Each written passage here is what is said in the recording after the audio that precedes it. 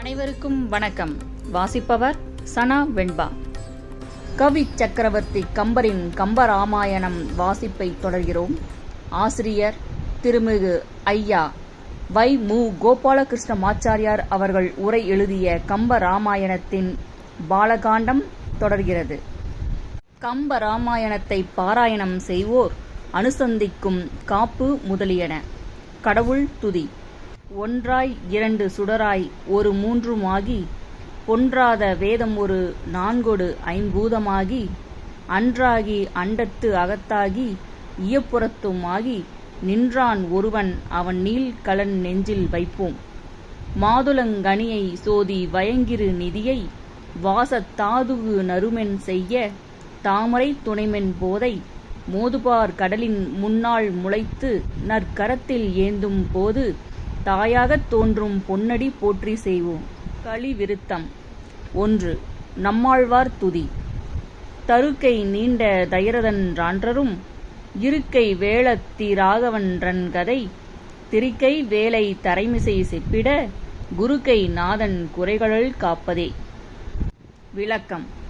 கொடுக்கும் தொழில் மிக்குள்ள தசரத சக்கரவர்த்தி பெற்ற 2 கையையுடைய யானையை போன்ற ராமபிரானது சரித்திரத்தை வட்ட வடிவமாகிய சமுத்திரத்தால் சூழப்பட்ட இந்த பூலோகத்திலே சொல்லுதற்கு காப்பாக இருப்பது திருக்குருகூரில் அவதரித்த தலைவராகிய நம்மாழ்வாரது ஒளிக்கின்ற வீரக்கழலை அணிந்த திருவடிகளேயாகும்.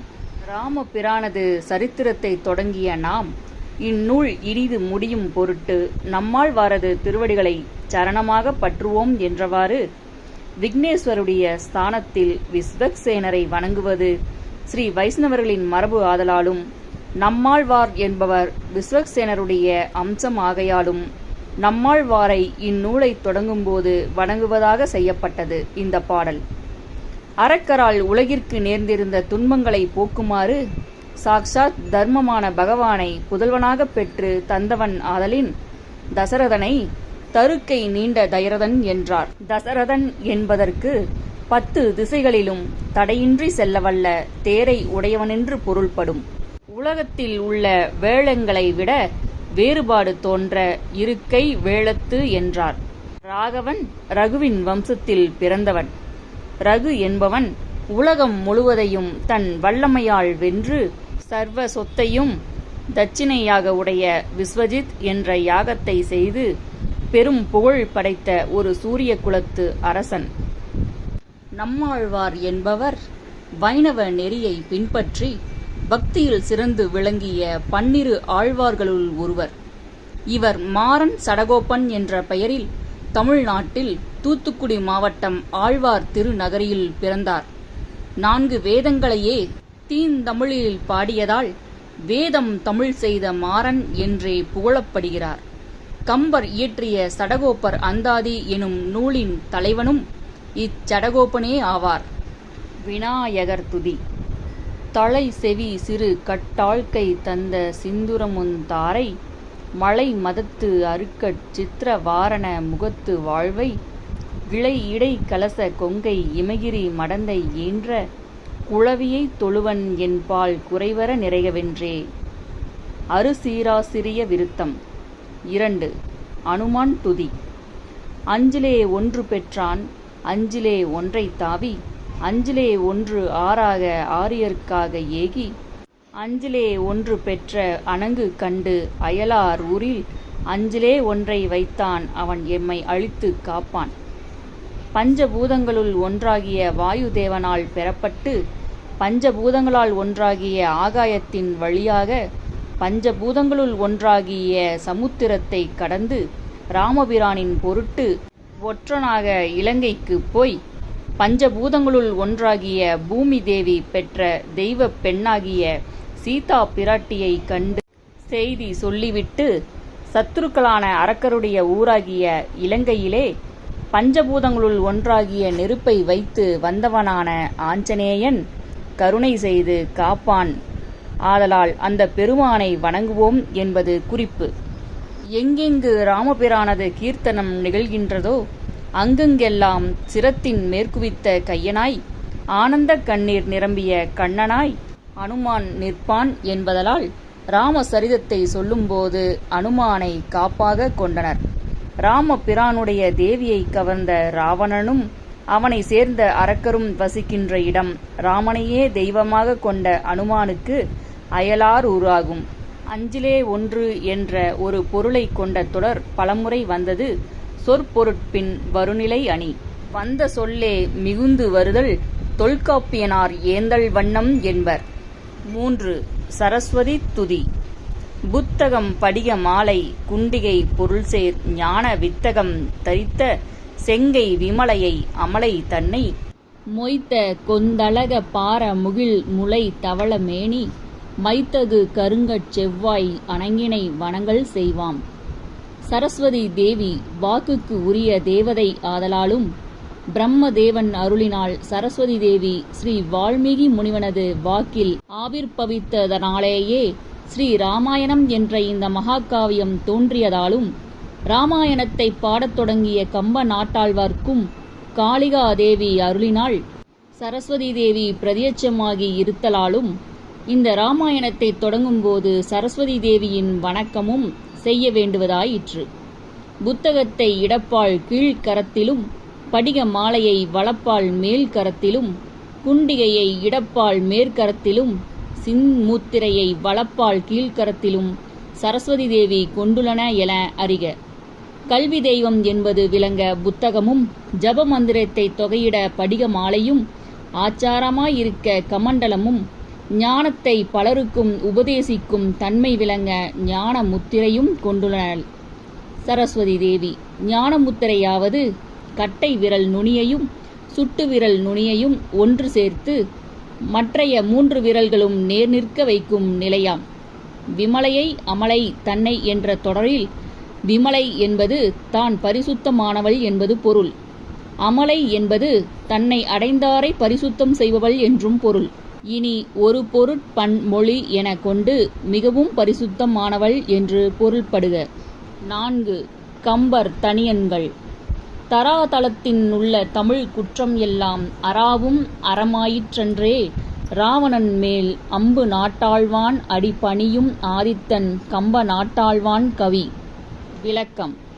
நூலுள் அடங்காது தனியே பாயிரமாய் நிற்றல் பற்றி இப்பாடல் ஒவ்வொன்றும் தனியன் என்று பெயர் பெறும். கம்பர் அருளி செய்த இராமாயணத்தை கற்ற நுண்ணுணர்வினர் பிறர் செய்த குற்றமுள்ள பாடலை படிக்கையில் கம்பர் இவ்விஷயத்தை இங்கண் சுவை முதலியன குறைவுபட கூறார். இன்ன வகையாக பல்வகை அணியும் வனப்பும் பொருந்த கூறுவர் என்று அறிதற்கு கருவியாய் இருத்தலால் கம்ப நாட்டாழ்வான் கவி தமிழ் குற்றமெல்லாம் அறாவும் அறமாயிற்று என்றார். இனி கம்பர் செய்த கவியை படித்து புலமை பெற்ற புலவர்கள் பாடும் கவிகளும் குற்றமின்றி விளங்கும் என்பார். இதனால் கம்பருடைய பாடல்கள் குற்றமொன்றும் சேராமல் விளங்கும் என்றவாறு ஆயிற்று. சூரியன் தான் ஜோதி உடையவனாயிருந்து தன்னுடைய கிரணங்கள் மூலமாக இருளை போக்கி பொருளை விளங்கச் செய்தல் போல கவிஞரில் தலைவராகிய கம்பர் தமது கவிகளின் மூலமாக உலகத்தாரது அஞ்ஞான இருளை போக்கி பரம்பொருளை விளக்குவதனால் அந்த கம்பரை ஆதித்தனாக உருவகம் செய்தது. ஆதித்தன் கம்ப நாட்டாழ்வான் என்பதற்கு ஆதித்தன் புதல்வனாகிய கம்பன் என்றலும் ஒன்று. பெருமானது குணக்கடலில் ஆழ்ந்து ஈடுபடுவர் ஆதலால் கம்பரை ஆழ்வார் என்றார். ஆதித்தன் என்பவர் காசியப முனிவருக்கும் அதித்தி தேவிக்கும் பிறந்த புதல்வராவார். கடவுள் துதிகள் பல உள்ளன. காலங்கருதி சிலவற்றை மட்டும் நாம் தொகுத்துள்ளோம். கழுந்தராயின கழல்பணி யாதவர் கதிர்மணி முடிமீதே அழுந்த வாளிகள் தொடு சிலை ராகவ அபினவ கவிநாதன் விழுந்த ஞாயிறு அது எழுவதன் முன்மறை வேதியருடன் ஆராய்ந்து எழுந்த ஞாயிறு விழுவதன் முன்கவி பாடினது 700. விளக்கம். வில்லின் தடியை போன்றவர்களாய் உன்னுடைய திருவடிகளில் வணங்காத ராட்சசர்களுடைய ஒளியை வீசுகின்ற இரத்தினங்களை இழைத்துச் செய்ய பெற்ற கிரீடங்களை அணிந்த தலைகளின் மேல் நன்றாக பதியும்படி அம்புகளை பிரயோகித்த வில்லை ஏந்திய ராமபிரானே என்று புதுமையாக கவிப்பாடி துதித்த கம்பன், அஸ்தமித்த சூரியன் உதிப்பதற்கு முன் வேதங்களை படித்த அந்தணர்களுடன் ஸ்ரீராமசரிதத்தை கூறும் வடமொழி நூலை ஆராய்ச்சி செய்து உதயமான சூரியன் அஸ்தமிப்பதற்குள் பாடிய பாடல்கள் 700. கம்பர் ராப்பொழுதில் வடமொழியில் வல்லவர்களை உதவியாக கொண்டு ஸ்ரீராமசரித்திரத்தை ஆராய்ச்சி செய்து பகற்பொழுதில் நாளொன்றுக்கு 700 பாடல் வீதம் 6 காண்டங்களையும் 15 நாளில் 10,500 செய்யுள்களால் பாடி முடித்தனர்.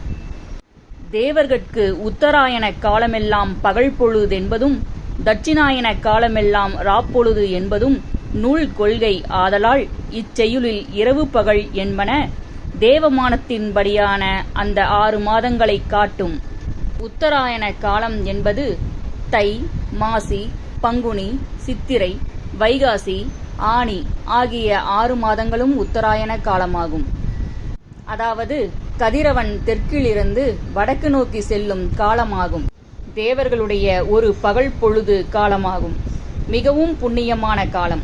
இக்காலத்தில் இறப்பவர்களுக்கு மறுபிறவி இல்லை என்பது ஒரு நம்பிக்கை. உத்தராயண கால ஆரம்பமாக தை மாதம், அதாவது தைப்பொங்கல் திருநாள் கருதப்படுகிறது. தட்சிணாயன காலம் என்பது சூரியன் வடக்கிலிருந்து தெற்கு நோக்கி பயணமாகும் காலத்தினை கூறுகிறோம். இவை ஆடி, ஆவணி, புரட்டாசி, ஐப்பசி, கார்த்திகை, மார்கழி என ஆண்டின் 6 மாதங்களாகும். இந்த காலத்தினை இந்து சமயத்தில் தேவர்களின் ஓர் இரவு பொழுதாக கருதப்படுகிறது. நூலில் கூறும் விஷயம்: பராவரும் ராமன் மாதோடு இளவல் பின் படர கான் போய் விராதனை கரனை மானை கவந்தனை வென்றி கொண்டு மராமரம் வாளி மார்பு துளைத்து அணை வகுத்து பின்னும் ராவணன் குலமும் பொன்ற எய்துடன் அயோத்தி வந்தான். இராமாயண காவியம் அரங்கேற்றின காலம், இடம் முதலியவை.